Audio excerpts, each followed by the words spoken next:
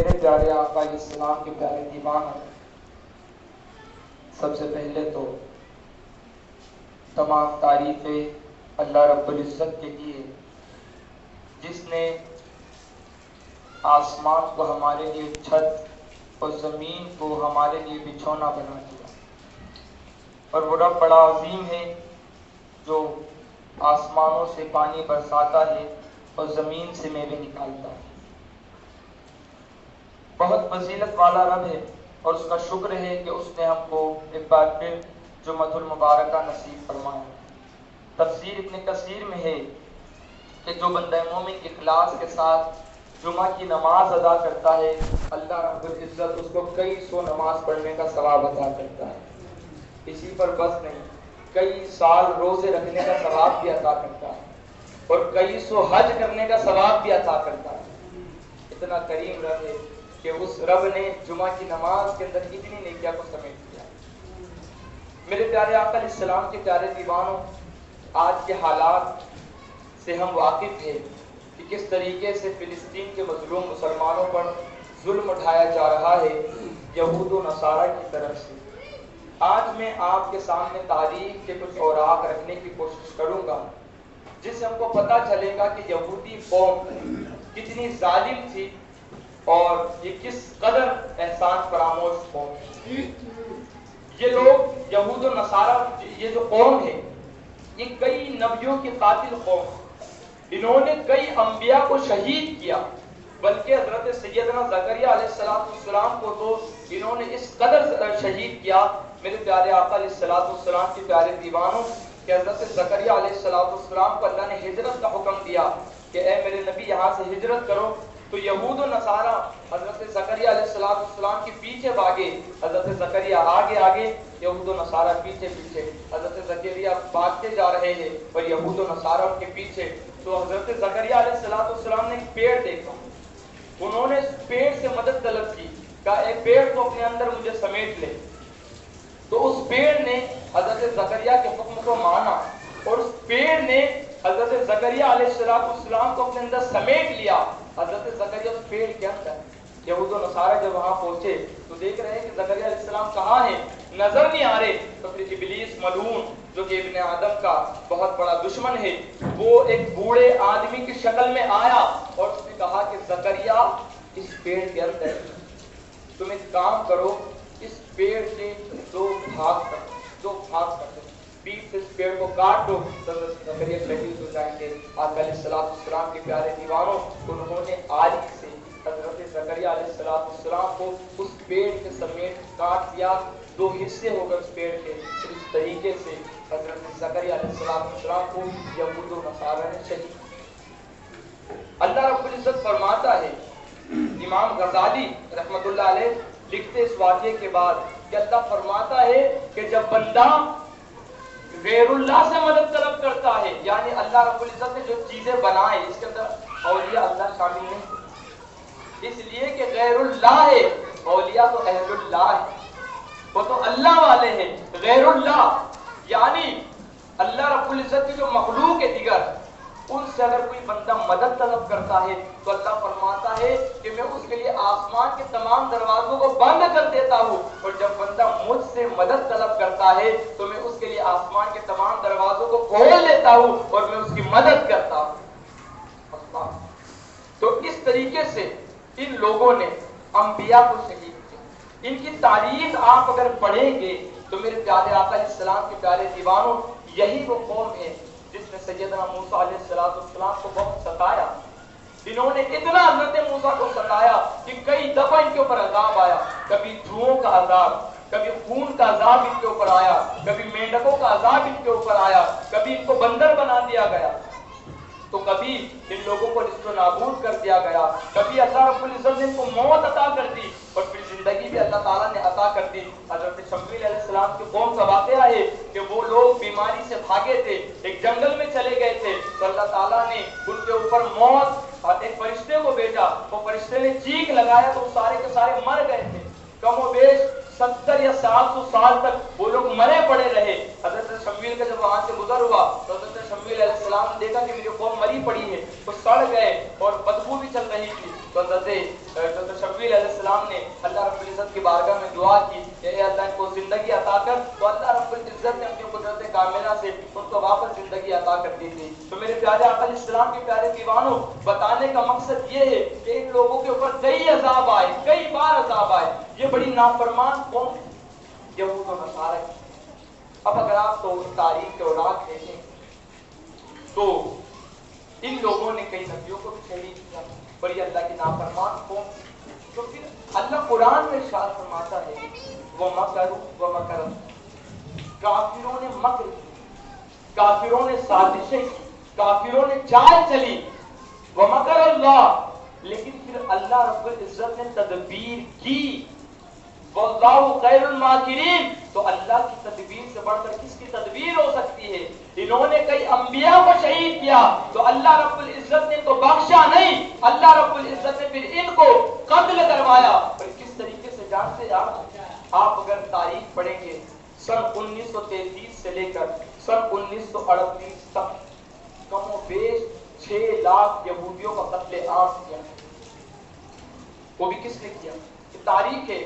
Adolf Hitler نام کا ایک بادشاہ تھا, تو اس نے وہ جب چھوٹا تھا, جوان تھا, اس وقت اس کو یہودیوں سے بڑی محبت تھی. یہ کہتا تھا کہ یہودیوں کو لوگ رد کیوں کرتے ہیں, یہودیوں کو الگ جلد کیوں پھینک دیتے ہیں, ان کے ساتھ چھوٹ اچھوٹ والا ویوہار کیوں کرتے ہیں, ان کو بھی تمام حقوق ملنے چاہیے, ان کو بھی جینے کا حق ہے. اس طریقے کی یہ باتیں کرتا تھا. لیکن جب اس نے یہودیوں کی تاریخ کو پڑھا, یہودیوں کو دیکھا, جب اس نے ایک سرزمین پر گیا, یونان کی سرزمین پر, وہاں پر جانے کے بعد اس نے یہودیوں کا مطالعہ کیا. ایک جگہ پر یہ گیا تو وہاں پر کیا دیکھتا ہے کہ یہودیوں نے معاشرے کو خراب کر کے رکھا تھا. یہ لوگ سرے عام زناکاری کیا کرتے تھے, سرے عام بدکاری کیا کرتے تھے. اس نے اور پڑھا تو یہ یہودی قوم طرح طرح کی چالیں چلتی تھی, اور یہ یہودی قوم اپنے آپ کو ہی سب سے اعلیٰ ترین سمجھتی تھی. ایڈولف ہٹلر نے جب دیکھا کہ یہ لوگ اتنے بیکار قسم کے ہیں کہ انہوں نے معاشرے کو پورا برباد کر کے رکھ دیا ہے, تو ایڈولف ہٹلر نے ان کو اپنا دشمن بنا دیا. بلکہ اس نے اپنی زندگی کا مقصد یہ بنایا تھا کہ میں پوری دنیا سے یہودیوں کا خاتمہ کروں گا, اور اس نے کرا بھی. 6 لاکھ یہودیوں کو اس نے مارا, موت کے گھاٹ اتارا, اور جرمن سے ان کو بھگایا. جب یہ لوگ جرمن سے بھاگے تو انہوں نے فلسطین کے مسلمانوں سے گہار لگائی, مدد طلب. فلسطین کے مسلمانوں نے رحم کھا کر ان لوگوں کو جگہ عطا کی. اس تاریخ کو ہولوکاسٹ بھی کہا جاتا ہے. اب کتابوں میں پڑھے, ہولوکاسٹ کہا جاتا ہے جب یہودیوں کا قتل عام کیا جانا. تو یہ لوگ فلسطین کے مسلمانوں سے انہوں نے مدد طلب کری. میری قوم کے جو نوجوان ہیں نا, ان کی میں بہت توجہ چاہوں, بہت توجہ, شروع سے اخیر تک آپ سنیں اور دل میں بسائیں باتوں کو. درد دل ہے جو قوم کے نوجوانوں کے سینوں میں منتقل کرنا چاہتا ہوں. تو یہودیوں نے, وہ یہودی جو مر رہے تھے, وہ یہودی جن کے پاس کچھ بھی نہیں تھا, وہ یہودی جو بھکاری بن چکے تھے, بلکہ لباس بھی نہیں تھے ان کو پہننے کے لیے, تو فلسطین کے مسلمانوں سے جنہوں نے مدد طلب کری, فلسطین کے مسلمانوں نے رہنے کے لیے ان کو جگہ دی. لیکن آپ دیکھ سکتے ہیں کہ آج حال کیا ہے. احسان فلسطین کے مسلمانوں نے ان پر کیا تھا, لیکن وہ احسان کو بھلا کر انہوں نے فلسطین کی سرزمین کو ایسا ہڑپا, ایسا قبضہ کیا کہ آج فلسطین نظر نہیں آتا بلکہ اسرائیل ہی دکھتا ہے. اتنی بیکار قوم, اتنی احسان فراموش قوم, جو ان کا پہلا وزیر اعظم تھا جس کا نام بن گوریان تھا. بن گوریان کو اس کی بیٹی نے ایک دفعہ کہا تھا کہ ابا چلے دیوار گریا پر دعا کا اہتمام کیا گیا. یہ دیوار گریا ان لوگوں کی روایت کے مطابق ہیکل سلیمانی کی ایک دیوار ہے, لیکن اصل میں ہے نہیں, وہ ان لوگوں کی جو روایات ہیں. تو اس کی بیٹی نے اس سے کہا تھا, آپ بہت غور سے سننا, بن گوریان کی بیٹی نے, اسرائیل کے پہلے وزیر اعظم کی بیٹی نے کہا کہ ابا چلو دیوار گریا پر دعا کا اہتمام کیا گیا ہے. بن گوریان نے اس وقت کہا کہ بیٹی میں کام ختم کروں تو حکومت کا کام ہے, اپنی سرکار کا کام ہے, اسرائیل کو بچانے کا کام ہے, وہ میں مکمل کروں, اس کے بعد میں دیوار گریا پر دعا کے لیے پہنچتا ہوں. اس کی بیٹی نے اس سے کہا کہ ابا دعا سے بڑھ کر بھی کوئی کام ہے کیا؟ دعا سے بڑھ کر بھی کوئی کام ہے؟ تو اس وقت بن گوریان نے بڑے تاریخی جملے کہے تھے جس کو نقش کرنے کی ضرورت ہے۔ اس نے اس کی بیٹی سے کہا تھا کہ بیٹی اگر صرف دعاؤں سے ہی کام بنتے نا تو آج اسرائیل ہمارے پاس نہ ہوتا، آج اسرائیل ہمارے پاس نہ ہوتا۔ دعا کے ساتھ ساتھ عمل میں آنا، دعا کے ساتھ ساتھ کاموں کو کرنا یہ بھی ضروری ہے۔ اس وقت اس نے جملے کہا تھا۔ آج ہمارے نوجوانوں کا حال کیا ہے؟ مست ہے، اپنی جوانی کے اندر مست ہے۔ ہم نے اپنے قوم کے لیے کیا کیا مجھے بتائیں، کیا کیا ہم نے اپنے قوم کے لیے؟ کچھ کیا؟ کیا ہمارے پاس کوئی ایسی تحریک ہے جو ایجوکیشن پر کام کر رہی ہے؟ کیا ہمارے پاس کوئی ایسا گروپ ہے جو خدمت خلق کر رہا ہو؟ ہم نے اپنے آپ کو بس سنوارا، بس ہم نے اپنی فکر کی، قوم کی ہم نے فکر کی۔ بیت المقدس پر آج قبضہ کیا جا رہا ہے اسرائیلیوں کے دوارا۔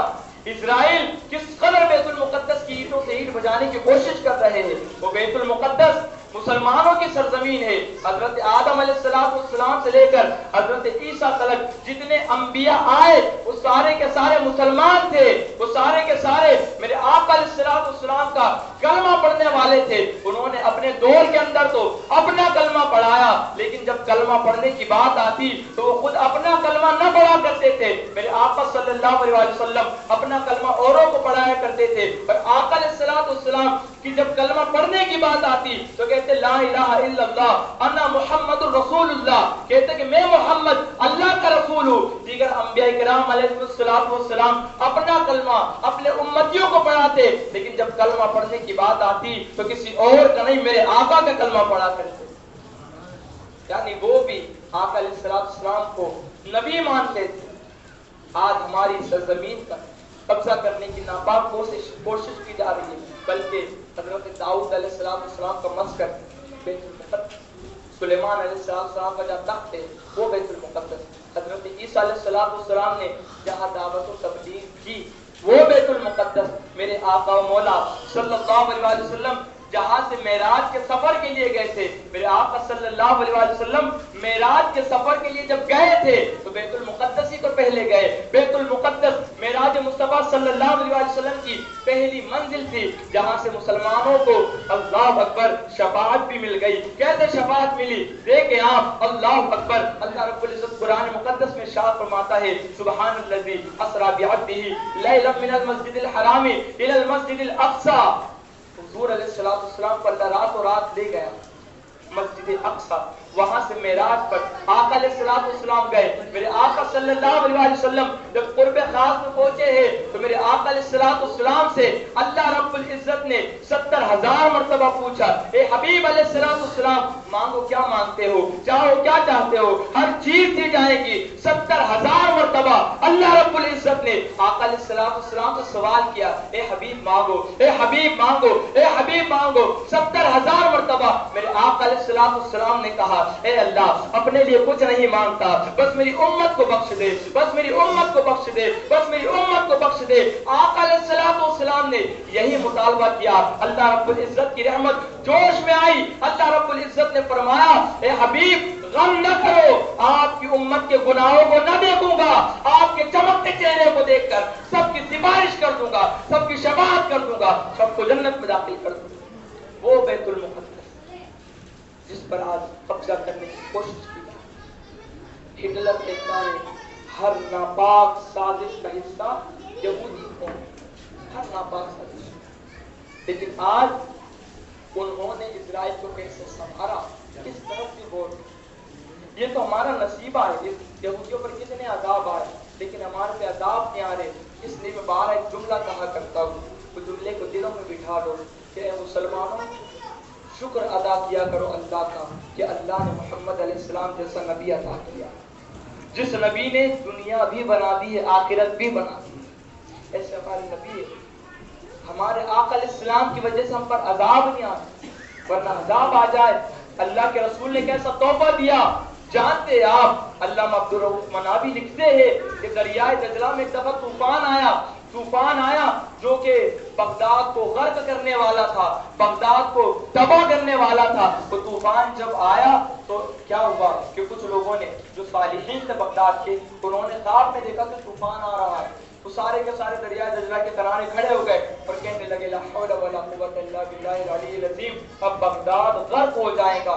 لیکن دو فرشتے آئے، اللہ اکبر، دونوں فرشتے آپس میں بات کر رہے تھے، گفتگو کر رہے تھے. ایک فرشتے سے دوسرے فرشتے نے سوال کیا کہ اللہ نے تجھے کس چیز کا حکم کیا؟ تو فرشتہ کہتا ہے کہ اللہ تعالیٰ نے مجھے رات کو حکم کیا تھا کہ بغداد کو غرق کر دو، بغداد پر جو تو باڑ کو لے آؤ اور بغداد کو غرق کر دو، طوفان کو لے آؤ اور بغداد کو غرق کر دو. لیکن دوسرا فرشتہ کہنے لگا کہ مجھے اللہ رب العزت نے اس لیے بھیجا کہ میں اس طوفان کو روک دوں، میں بغداد کو بچا لوں. اللہ اکبر، اس لیے کہ بغداد پر جب عذاب آنے والا تھا اس کی وجہ یہ تھی کہ 700 لڑکیوں کی عزت پر ہاتھ ڈالی گئی تھی، 700 لڑکیوں کی عزت کو لوٹا گیا تھا. اس لیے اللہ رب العزت نے اللہ اکبر فرشتے سے کہا کہ بغداد کو غرق کر دے. لیکن دوسرا فرشتہ کہتا ہے کہ اللہ نے مجھ سے کہا کہ اس بغداد میں 700 دفعہ اذان دی گئی، 700 دفعہ اقامت پڑی گئی، اس لیے بغداد کو محفوظ کر دو، بغداد کو تباہ نہ کر.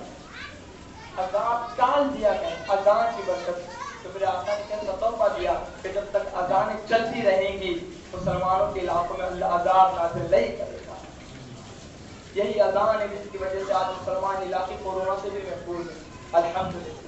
اذان دی گئی. حضرت علی کرم اللہ وجہ الکریم صلی اللہ کے رسول علیہ السلام نے دفعہ کہا تھا اے علی جب بے چینی محسوس کرو نا تو اپنے گھر کی کسی فرد سے کہو کہ میرے کان میں اذان دے.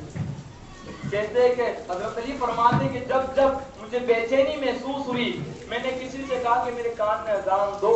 جب بھی مجھ پر مصیبت آئی میں نے کسی سے کہا میرے کان میں اذان دو. جب بھی کسی نے اذان پکارا میرے کان میں اللہ تعالیٰ نے ساری مصیبتوں کو ٹال دیا. یہ اذان.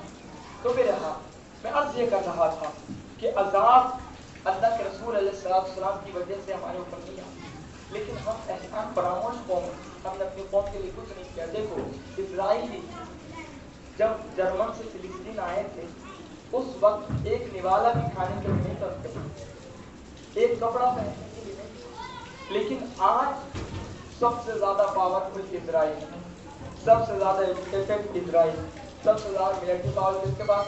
اسرائیل کے پاس. سب سے زیادہ امیر دیش کون سا؟ اسرائیل.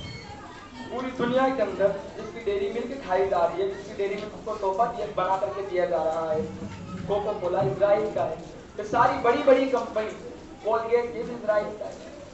ان چیزوں کا بائیکاٹ کرو، ان کو یوز مت کرو. تو اسرائیل اتنا پاورفل کیسے بنا جانتے ہیں؟ جس کے پاس کچھ بھی نہیں تھا وہ اسرائیل آج مسلم ممالک کے بیچ میں رہنے کے بعد مسلم ممالکوں کو آنکھ دکھا رہا ہے. 57 ملک ہے مسلم، لیکن اتنا سا اسرائیل جو کہ فلسطین کی سرزمین کو قبضہ بھی کر رہا ہے اور مسلمان ممالک کو آنکھ بھی دکھا رہا ہے. کیسے؟ انہوں نے سب سے پہلے فوکس کیا ایجوکیشن. سب سے پہلے اپنے بچوں کو انہوں نے تعلیم دلائی. اسرائیل کی ہسٹری پڑھے آپ کہ اسرائیل اتنا پاورفل بنا کیسے. اس نے کیسا کورس تیار کیا کہ کہیں سے بھی میزائل آئے وہ میزائل آسمان میں ختم ہو جاتی ہے، اسرائیل کو کوئی نقصان نہیں ہوتا. لیکن ایمانی طاقتوں نے اس کو بھی فیل کر دیا. الحمدللہ ایمان کی طاقت نے اس کو بھی فیل کر دیا. یہ تو اللہ رب العزت کا احسان. تو انہوں نے سب سے پہلے ایجوکیشن پر توجہ دی. مسلمانوں آج ہمارے کتنے نوجوان ایجوکیٹڈ بتاؤ. دیگر کتابیں پڑھنے کی بات دور ہے، ہمارے نوجوانوں کو قرآن بھی پڑھنا ہے، ہمارے نوجوانوں کو نماز کے مسائل نہیں پڑھنا. یہ ہمارا حال ہے. ہم نے اپنے لیے کچھ کیا نہ قوم کے لیے کچھ کیا، پھر وہ قوم تباہ ہو جاتی ہے. جس کے نوجوان کچھ قوم کے لیے نہیں کرتے وہ قوم تباہ ہو جائے. میں نوجوانوں سے اپیل کروں گا کہ ایجوکیٹڈ بنے، ایجوکیشن حاصل کریں اور کچھ نہیں تو اپنے قوم کے لیے کچھ تو کریں، کچھ تو کریں. انہوں نے اپنی قوموں کو نیچے سے اوپر تک لے کر چلے گئے، لیکن ہماری قوم جو حق ہے، ہمارا دین جو حق ہے، اس قوم کے لیے، اس دین کے لیے ہم نے کیا کیا؟ بس ہم اپنی موج کے اندر مست ہیں، ہم بس عیاشی کے اندر مست ہیں. آپ دیکھیں اسرائیل کو، یہودیوں کو جب جرمن سے بھگایا گیا تو اہم ترین وجہ کیا تھی؟ عیش وہ فحاش ہو گئے تھے اور یانیت اور سر عام زنا کیا کرتے تھے. آج یہودیوں کی ناپاک سازش ہے کہ ہمارے موبائل میں بدکاری سے پاک نہیں. ہم جانتے ہیں ہم کس قدر گناہوں کے اندر ملوث ہیں. نوجوانوں میں اپیل کروں گا آپ سے ہاتھ جوڑ کر اپیل کرو کہ اب تیار ہونے کا وقت، اب تیار ہونے کا وقت آ گیا، اب بیدار ہونے کا وقت آ گیا، اپنی قوم کے لیے کچھ تو کرو، کم سے کم کچھ نہیں کر سکتے تو 10-15 لوگ مل کر غریبوں کو کھانا ہی کھلاتے، 10-15 لوگ مل کر کے جو بچہ پڑھنا چاہتا ہے اس کو کتابیں دلوا دو، اس کا اچھی اسکول میں ایڈمیشن کروا دو، ایجوکیٹڈ بنے۔ اس لیے ہمارے علاقے ایجوکیٹڈ نہیں ہے تو آج ہمارے علاقوں میں حال کیا ہے دیکھو آپ، جگہ جگہ کیچڑ پڑا ہوتا ہے، ہمارے گھر کی اور سے چاول دھوتی ہے تو باتھ روم میں اس پانی کو بہانے کے بدلے بالکنی میں آ کر کے باہر پھینکتے، یہی ہمارا حال ہے۔ آپ دیکھیں وہ ڈیکیم کی جگہ پر جا کر آتے ہیں، وہاں پر روز کچرے کی گاڑی آتی ہے لیکن کتنا کچرا پڑا ہے اس علاقے، یہ اچھا لگتا ہے، سب کو سنورنا کیوں ہوتا؟ ہمارے علاقے زمین مسجد کا علاقہ نہیں، 24 گھنٹے کیچڑ رہتا ہے، کبھی کنڈی کا پانی نہیں ہوتا، یہ ہمارے علاقے کا کس قدر غفلت کی نیند میں سوئے ہیں، کس قدر میرے آقا مولا صلی اللہ علیہ وسلم نے پتھریں کھا کر اس دین کو تک پہنچایا۔ امام حسین علیہ السلام نے اپنے سر کو کٹا دیا لیکن یہ دین کے ہاتھ میں ہاتھ بن کے دین نے صحابہ کرام کی شہادت میں حضرت سیدنا بلال حبشی رضی اللہ تعالیٰ عنہ کو کس قدر ظلم سے دوچار کیا گیا، ان کو کوئلوں پر سلایا گیا، لیکن تاریخ اٹھا کر کے دیکھیں ہمارے اسلاف نے کس قدر قربانیاں کی، کیا اسی لیے کہ ہم اس دین کا اس طریقے سے مذاق بنائیں؟ کیا ہمارا دین سکھاتا ہے؟ ہمارے دین نے تو کہہ دیا کہ الطہور شطر الایمان، پاکیزگی آدھا ایمان ہے، اس وقت تک ایمان مکمل ہو ہی نہیں سکتا جب تک بندہ پاک نہ ہو، پر ہمارے علاقے ناپاک پڑے، ہمارے دلوں کے اندر پتہ نہیں کیا ہوگا، سخت ہو گیا ہمارا، بس اپنا ہی سوچتے، بس کسی نے جملہ کہا تھا کہ بروز محشر سارے لوگ سب اپنا اپنا سوچیں گے، لیکن یہ بات محشر کی ہے، پتہ نہیں آج لوگ کیوں محشر کی جو تو اس وقت کو اپنا رہے ہیں، سارے اپنا اپنا ہی سوچ رہے ہیں۔ پھر میرے آقا کے پیارے دیوانوں، میں نوجوانوں سے گزارش کرتا ہوں کہ بیدار علم حاصل کریں، اپنے فن کے اندر آگے بڑھیں، اگر آپ ڈاکٹر بننے کی صلاحیت رکھتے ڈاکٹر بنیں، اس سے بھی دین کو فائدہ ہوتا، اگر آپ تاجر بنیں، بزنس مین بنیں، اس سے فائدہ ہوگا، اگر آپ دینی کام کر سکتے اس میں آگے بڑھے، اس سے بھی دین کو فائدہ ہوگا، اگر آپ مال دے کر دین کا فروغ کر سکتے اس کے لیے آگے بڑھے، لیکن آگے بڑھے، ورنہ علامہ اقبال نے کہا تھا نہ جاگوں گے تو مٹ جاؤ گے اے ہندی مسلمانوں، تمہاری داستاں تک بھی نہ ہوگی داستانوں، تو وقت آئے اس سے پہلے سمجھ جاؤ۔ میں بس یہی اپیل کروں گا کہ یہودی یہ بڑی ناپاک قوم ہے اور یہ سازش ہمہ وقت کرتے ہیں، سب سے بڑے مسلمانوں کے دشمن یہ ہے، لیکن یاد رکھنا اگر ہم جاگے نہیں تو وہ وقت دور نہیں کہ ہم کو مٹایا جائے گا۔ ہمارے ہاتھوں سے کتنی مساجد چلی گئی، بابری مسجد ہمارے ہاتھوں سے چلی گئی، اور اب یہ ہندوستان کی ناپاک میڈیا یہ بھی منصوبہ تیار کر رہی ہے، ایک وہ سدرشن نیوز چینل کے اوپر جانتے ہیں آپ کس قدر گنبد خضرا کی توہین کی گئی، آپ لوگوں نے دیکھے کہ پتہ نہیں، لیکن آپ دیکھیں کہ کس قدر گنبد خضرا کا فوٹو رکھا گیا اور اس کے اوپر میسائل برسائی، یہ ہو رہا ہے، لیکن ہماری قوم سوئی پڑی۔ ٹویٹر کے اوپر احتجاج بھی کیا گیا، لیکن ٹویٹر کے اوپر احتجاج کرنے کے بعد 2 نمبر پر ٹرینڈ کیا بین سدرشن نیوز، لیکن گورنمنٹ بھی ان کی ہے تو اس احتجاج کو بھی وہاں سے ہٹا دیا گیا، پر آج وہاں پر آئی سپورٹ سدرشن نیوز کا ٹرینڈ کر رہا ہے، جہاں ذرا سوشل میڈیا پر بھی آؤ، یہ بھی احتجاج کا ہوتا میرے پیارے آپ کے پیارے دیوانوں، تو سازشیں چاروں طرف سے، بس ہم کو بیدار ہونا ہے۔ اللہ تعالیٰ ہماری قوم کی حفاظت فرمائے اور اس قوم کو علم سے آشنا کرے، اللہ تعالیٰ گستاخوں کو نابود کرے، بیت المقدس کی سرزمین اللہ رب العزت مسلمانوں کا مقدر کرے، بس یہی اپیل ہے، ایجوکیٹڈ بنے، قوم کے لیے کچھ نہ کچھ ضرور کرے۔ استغفر اللہ ربی من کل ذنب و اتوب الیہ وما علینا الا البلاغ المبین۔ السلام علیکم ورحمۃ اللہ وبرکاتہ۔